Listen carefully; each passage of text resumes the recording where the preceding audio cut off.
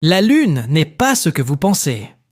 Depuis 53 ans, depuis le dernier Apollo, l'astronaute a quitté sa surface. En 1972, nous nous sommes convaincus de l'avoir compris. Un rocher mort, un compagnon gris, géologiquement calme et entièrement cartographié. Puis, le 6 avril 2026, 4 astronautes à bord du vaisseau spatial Orion a basculé sa face cachée, la moitié qui en permanence fait face à la Terre. Et ce qu'ils trouvaient là-bas brisé et confortable, illusion en quelques heures. Leurs noms sont Reed Weissman, Victor Glover, Christina Cook et Jeremy Hansen.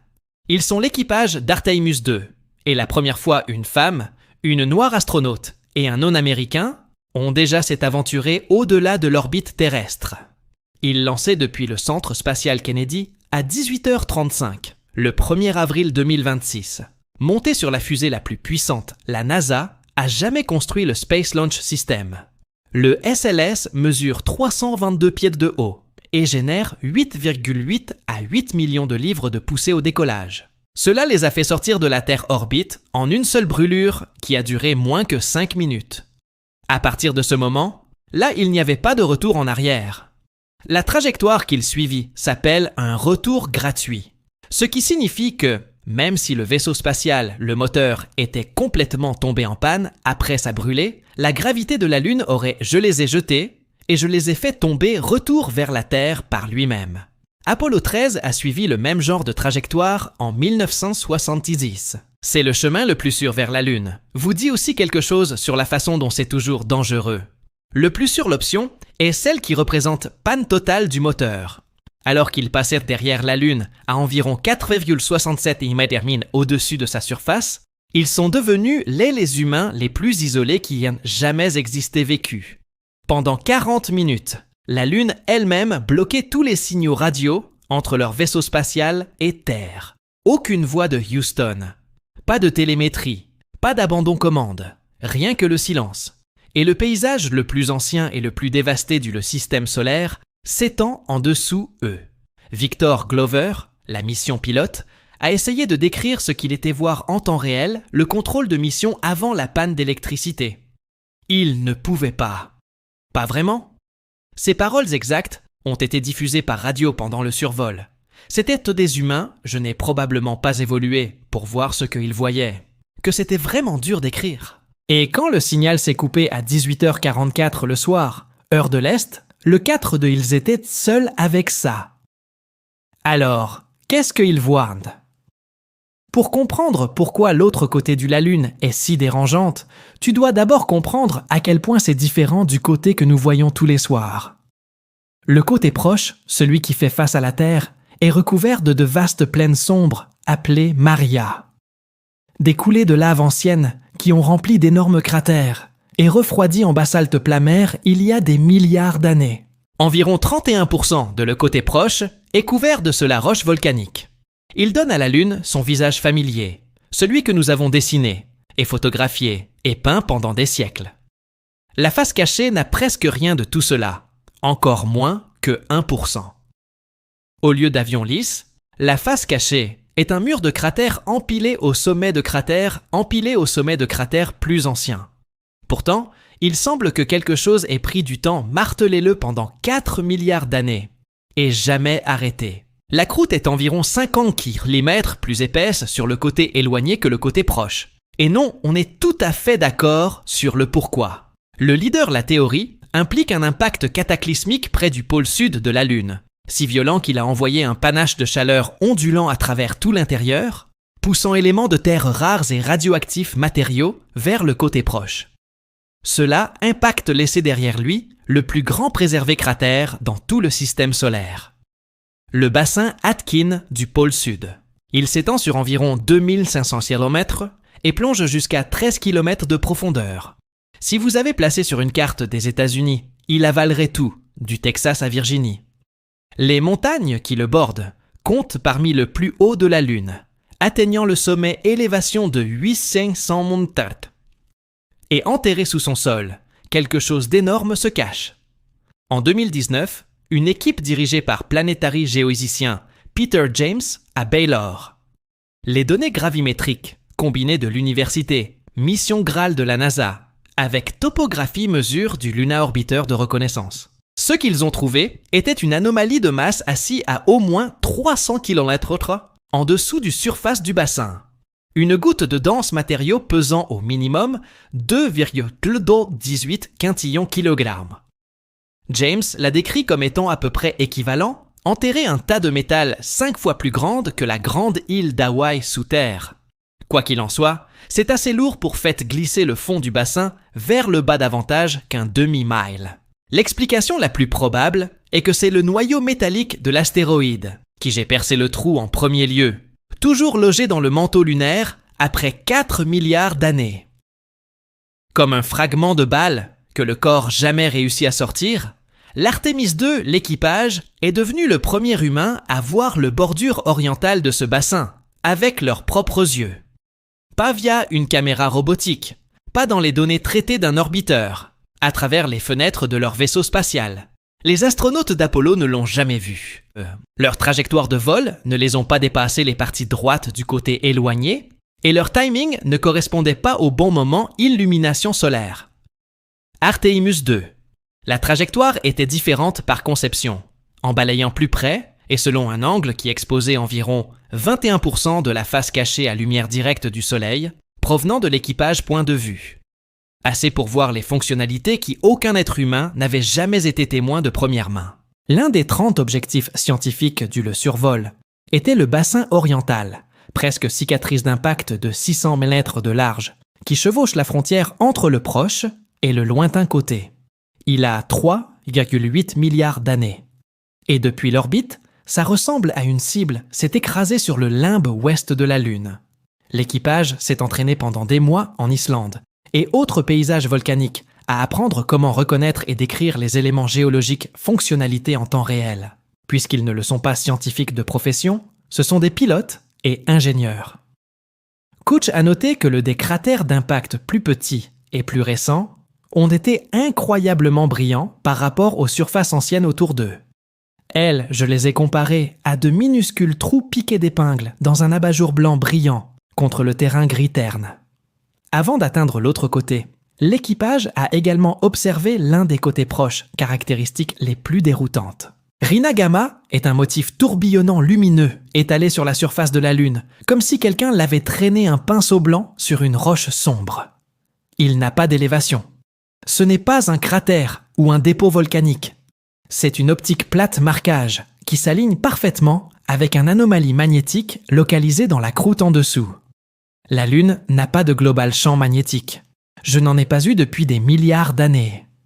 Pourtant, disperser des parcelles de roches magnétisées persiste sa croûte, comme les fantômes de quelque chose qui utilisait pour le protéger. Rina Gamma est assise en haut de l'un de ces patchs. Et les scientifiques ne savent toujours pas si le magnétisme protège la surface de l'altération du vent solaire ou si quelque chose d'entièrement autre crée cela, tourbillon lumineux. L'équipe scientifique d'Artemis II l'a signalé comme cible d'observation prioritaire et l'équipage l'a photographié alors qu'il passait devant. Glover est devenu obsédé par le Terminateur, la ligne changeante entre le Soleil et moitié ombragée de la Lune. Parallèlement à cela frontière, les cratères se transforment.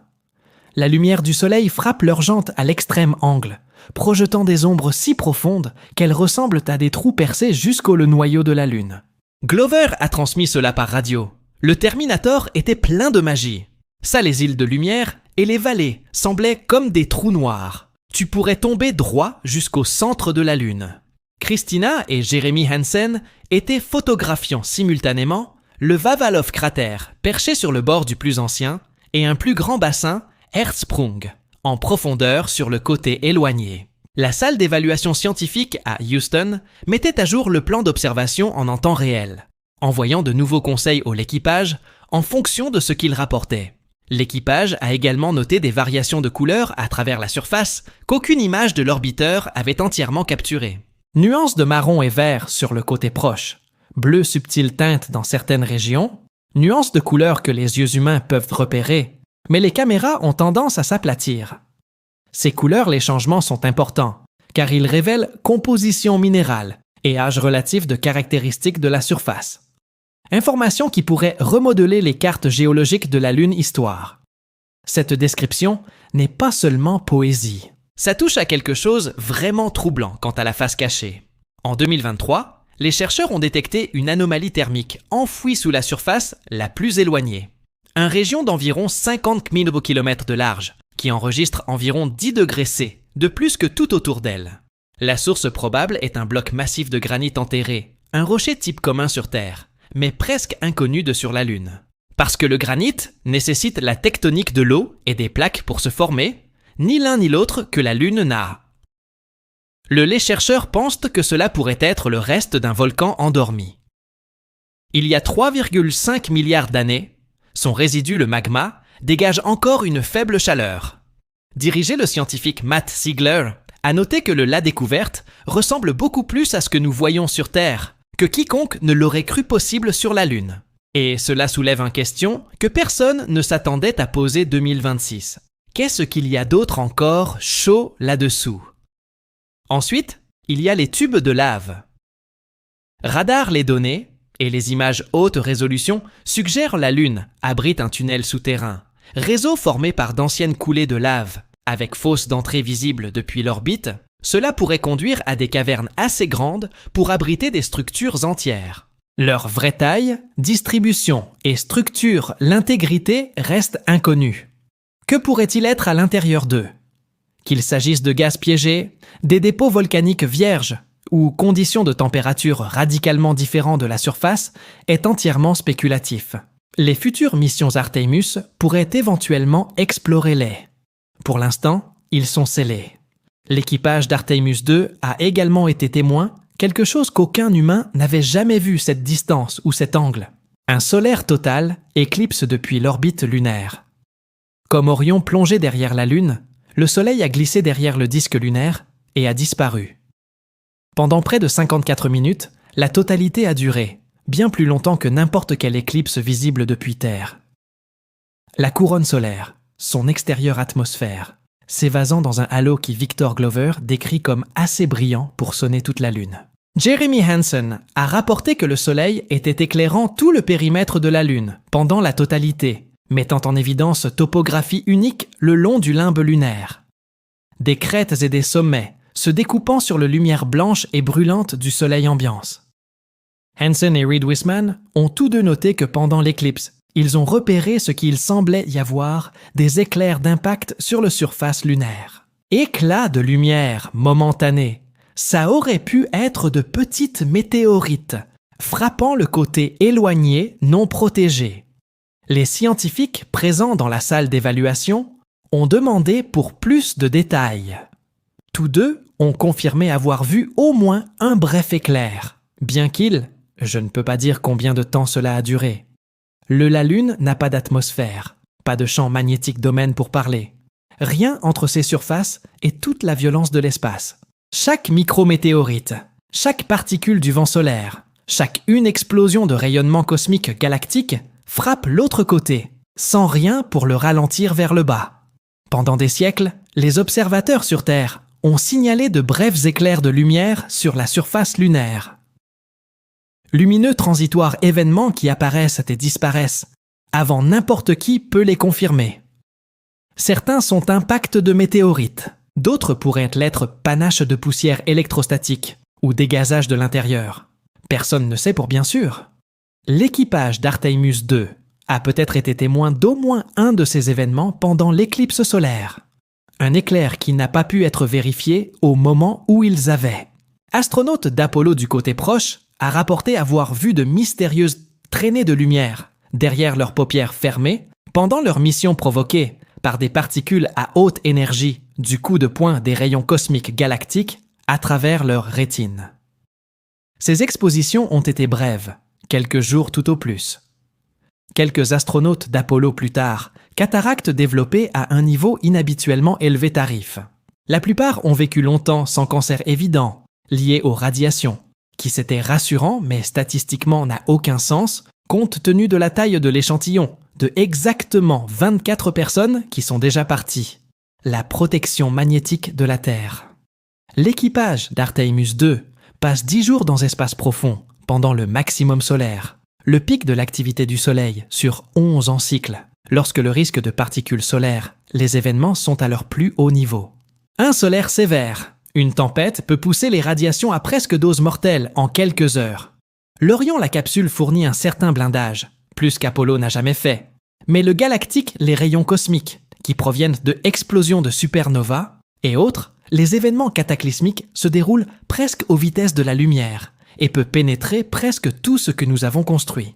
Alexandra Stankovic, directeur fondateur du Centre de recherche en médecine spatiale à l'Hôpital général du Massachusetts, a appelé rayonnement de l'espace lointain, le nombre une limitation à la mesure dans laquelle les humains peuvent explorer. La vedette, selon ses mots, les chercheurs testent tout, de thérapies médicamenteuses expérimentales à l'alimentation complément à la thérapie génique spéculative technique empruntées à organismes résistants aux radiations.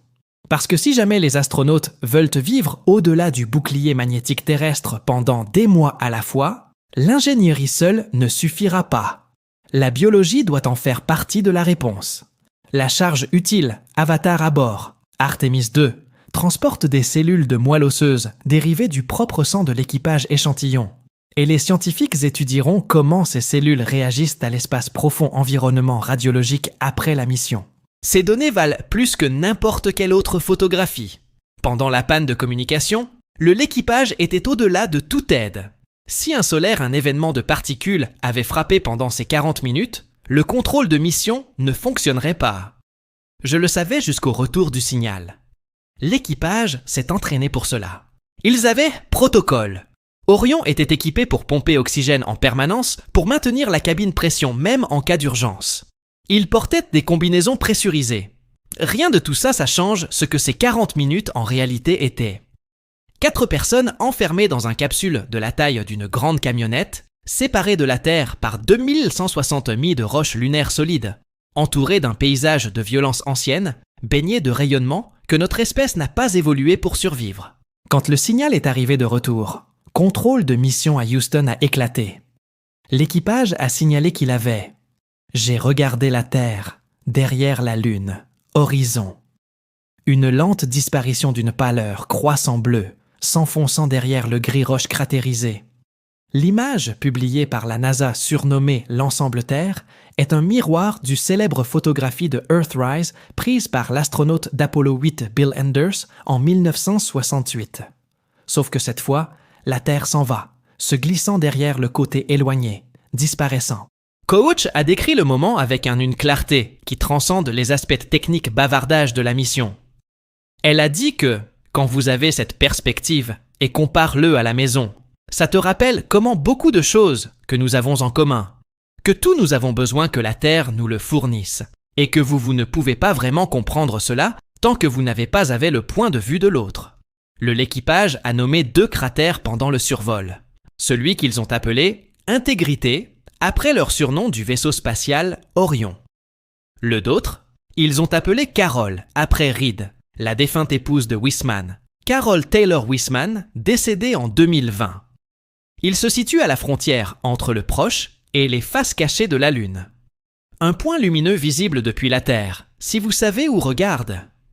Hansen l'a décrit simplement comme un point lumineux sur la Lune. L'Arémie 2. La mission a établi le record du plus loin, la distance depuis laquelle un être humain a parcouru Terre, atteignant environ 252 756 millénaires.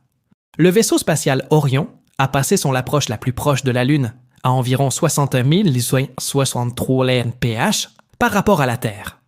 Tout le survol, la période d'observation a duré 7 heures. L'équipage a pris des milliers de photos, la plupart dont n'ont pas encore été liées en raison des limitations de bande passante. L'ensemble d'images complet ne sera pas disponible jusqu'après l'amérissage, prévu pour vendredi 10 avril au large de San Diego. Ces images vont compter.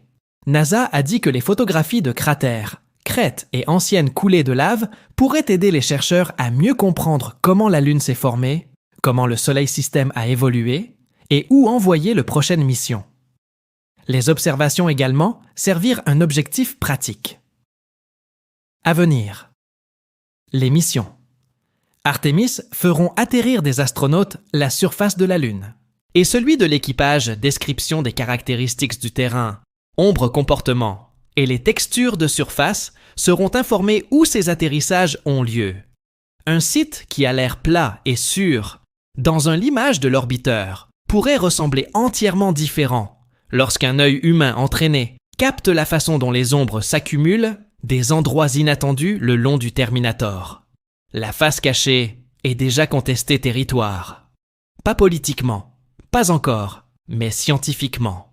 L'atterrisseur chinois Chang'an G4 a atterri de l'autre côté en janvier 2019, à l'intérieur cratère von Hartmann, un élément de 186 km de large, à l'étage du pôle sud, Aitken Bassin. C'était le premier atterrissage en douceur sur la face cachée de l'histoire, et il fallait un satellite relais appelé Quao, stationné dans un halo en orbite au-delà de la Lune. Juste pour maintenir la communication depuis le direct, le contact radio avec la Terre est impossible du côté éloigné. Le rover U-22 a découvert des minéraux provenant du manteau lunaire, olivine et pyroine, confirmant que le pôle sud Witkin impacte creuser suffisamment profondément pour creuser matériel provenant de centaines de kilomètres sous terre la surface. En 2024, la mission chinoise Cheng 6 est partie plus loin. Il a collecté des échantillons du côté éloigné et les a ramenés sur Terre. Le matériel pour la première fois provenant de la Lune, l'hémisphère caché n'avait jamais été amené retour pour analyse en laboratoire. Les scientifiques travaillent toujours sur ces échantillons. La face cachée offre aussi quelque chose de non autre endroit dans le système solaire interne, peut fournir un silence radio. C'est protéger en permanence des bruits électromagnétiques de l'homme, civilisation sur Terre. Chaque tour de téléphonie cellulaire, chaque diffusion signal, chaque routeur Wi-Fi, tout est bloqué par 3400 km de roches solides.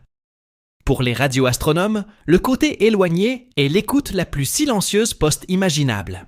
Les télescopes placés là pourraient détecter fréquences inférieures à 30 MHz, qui les propres blocs de l'ionosphère de la Terre, ouvrant ainsi fenêtre sur l'univers primitif qui a jamais été disponible auparavant. Plusieurs les agences spatiales ont proposé de construire observatoires de l'autre côté, pour exactement cette raison. La Lune n'est pas seulement cachant des secrets à sa surface, c'est nous offrant un outil pour entendre le reste de l'univers plus clairement que jamais à voir. Nous avons passé des siècles à regarder le visage de la Lune et l'appeler compris.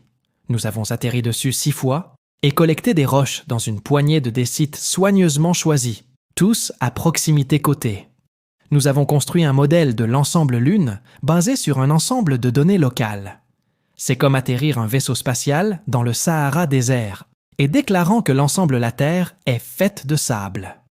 Le côté éloigné est où vit la vraie histoire. Un paysage si ancien et battu qu'il enregistre impacte le côté proche effacé depuis longtemps sous des couvertures de lave. Un bassin si grand, il a peut-être déplacé la Lune sur son axe. Une masse métallique enfouie si profondément qu'il déforme le champ de gravité local. Source de chaleur inexpliquée, lave scellée des tubes, une croûte si épaisse et si différente du côté proche qu'il défie les modèles de base de la façon dont les lunes se refroidissent et se solidifient. Glover a dit que c'était simplement après Orion dégager la face cachée, et la Terre réapparut. Il a dit que la Lune n'est pas seulement une affiche dans le ciel qui passe, c'est un lieu réel. Il a raison.